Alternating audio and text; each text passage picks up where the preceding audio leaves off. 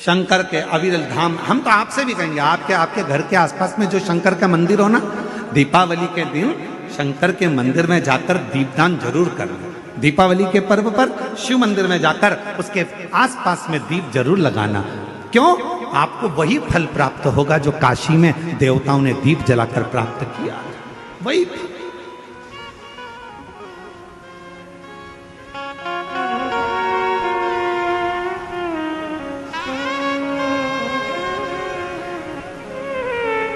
भगवान शंकर की अविरल भक्ति को धारण, शिव तत्व को धारण कर। और इस वर्ष जब आप 20 अक्टूबर को दिवाली मनाएं और 20 तारीख को जब आप दीपावली का पर्व मनाएंगे, हमारे यहाँ भी दीपावली कुबेरेश्वर धाम पर 20 तारीख की है, खजाना रहता है, ऐसा ही क्रम दीपावली पर्व का रहता है। तो 20 तारीख को जब आप दीपावली मनाएं तो इस वर्ष सबको कहूंगा, जितने भी आस्था चैनल पर कथा सुन रहे हैं, जितने फेसबुक यूट्यूब पर कथा श्रवण कर रहे हैं, यदि आपकी जिंदगी में 4 दिन दुकान चल रही है, 4 दिन बंद पड़ी है, व्यापार थोड़े दिन चलता है, थोड़े दिन बंद हो जाता है, आपके विद्रोही, आपके दुश्मन आप पर कहीं ना कहीं से इधर से उधर से वार कर रहे हैं, या आपका लक्ष्य आपको प्राप्त नहीं हो रहा, कोई बहुत मेहनत करता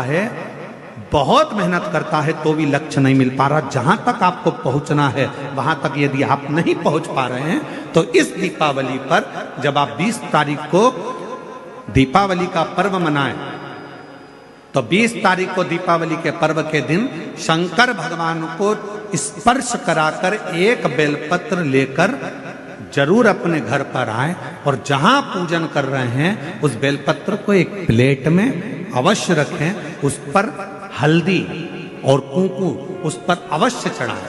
एक चावल का दाना लाल कर, एक चावल का दाना पीला कर उस बेलपत्र पर अवश्य चढ़ाएं, और उस बेलपत्र को अपने पास में 1 वर्ष तक संभाल कर रखना।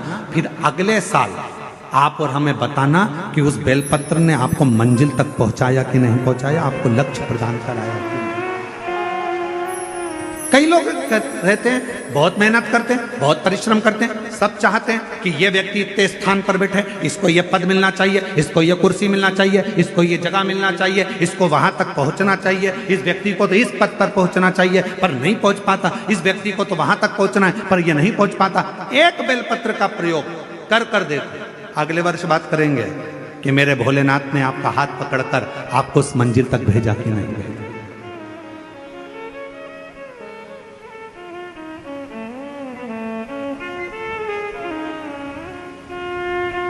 कई व्यापारी, कई किसान कह देते हैं, अरे गुरुजी हमारी फसल पिट गई, अब की बार हमारी जो पिक थी वो पूरी की पूरी पिट गई, हमारा पानी ने बेकार कर दिया, हमारा इसने बेकार कर दिया, हमारा उसने बेकार कर दिया।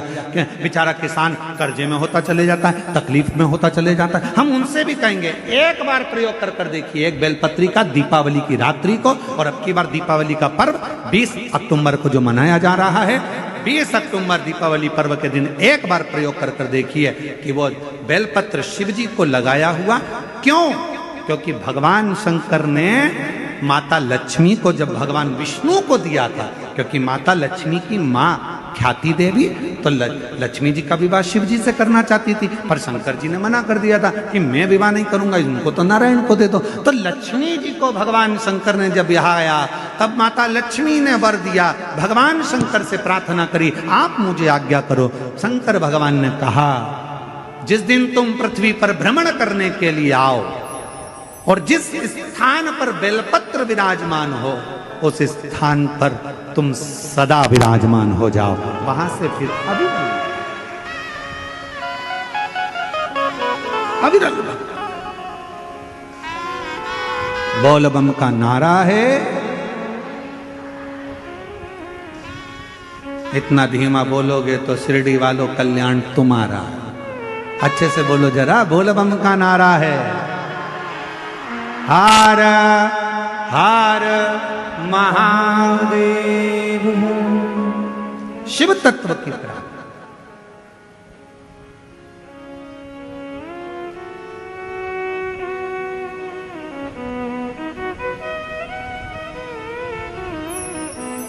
भगवान देवादिदेव महादेव के दरवाजे पर दीप अवश्य लगा। हमारे यहाँ कुबेरेश्वर धाम पर लोग दिवाली मनाने के लिए जब आते हैं, दीपावली पर्व के लिए जब आते हैं, खजाने के लिए जब आते हैं, तो भक्ति के साथ, अविरल भक्ति के साथ शिव तत्व को प्राप्त करने के,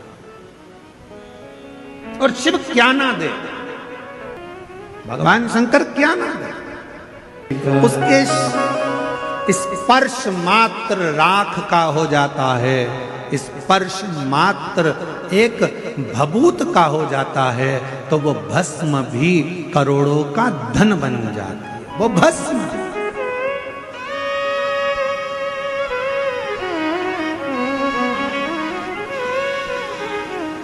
इसलिए शिव महापुराण की कथा कहती है, एक लोटा जल सारी समस्या का हल।